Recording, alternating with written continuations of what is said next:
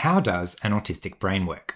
Today, I discovered something extremely interesting about how my own brain works that in hindsight, it should have been extremely obvious. And you're probably not going to be surprised because I've said it in different ways before, but just finally letting it click that this is what it's doing just makes all the difference.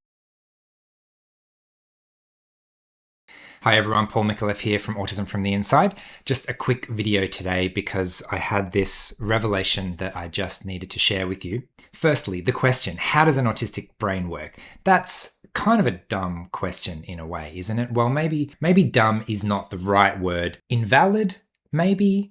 What I'm trying to say is the question itself smuggles in all of these statements and assumptions which are not necessarily valid. For example, how does an autistic brain or the autistic brain, that kind of phrase implies that there is one singular type of autistic brain. And we know from neurodiversity that autism is not one thing, it's a spectrum of difference, which means what we do know, what we can expect, is that every autistic brain will work differently in some sense to every other autistic brain. So we know that different people's brains are different. So I'm obviously not going to tell you what your brain is like, but I'm going to share something very interesting about what I've learned about my brain today that maybe you can relate to.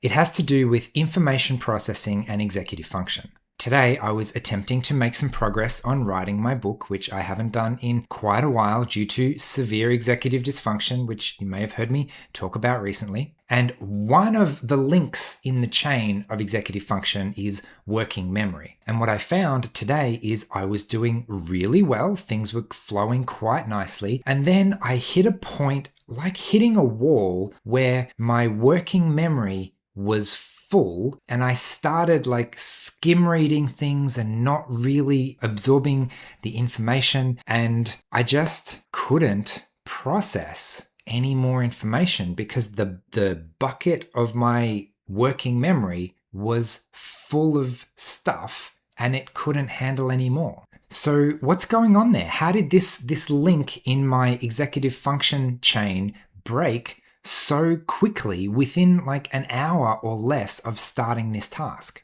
It all has to do with how my brain processes information. And this is why I'm laughing, because I'm telling you it's a revelation today, but if you look back to my first YouTube video, or maybe it was the second YouTube video, I described my brain as a filing cabinet. And when everything is sorted and it's in its place, this thing works pretty well. I can retrieve a very large amount of information very accurately. However, that is not working memory. I actually have a very limited working memory, which means I rely very heavily on processing the information, sorting the information so that when I get something, you tell me something, I know exactly where to put it straight away.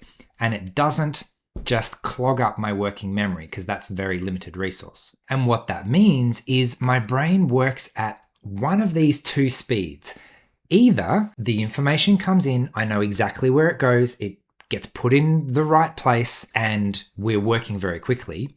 But if I get even one or two bits of information that I'm not quite sure where this goes, I'll just put it in the other pile for now. And then the next piece of information, I'm not quite sure where that goes, but it's not the same as that one either. Okay, I'll make a second other pile, other two, I'll call that one. And if that happens too often, then suddenly 90% of my brain is filled with 15 different other piles with random information. And I can't remember if this is other one or other two, or it's just a complete mess. My special interest in adult psychological development led me to a concept of vertical intelligence versus horizontal intelligence. And this working memory part is part of horizontal intelligence. And I'm realizing that my horizontal intelligence is actually quite limited. The reason that I did so well in school and had no problem studying like aerospace engineering and things like that is because I have overcompensated with my vertical intelligence. I am so good at structuring things and making categories and processing and understanding systems that I've made sure that every piece of information knows exactly where it needs to go. So what now?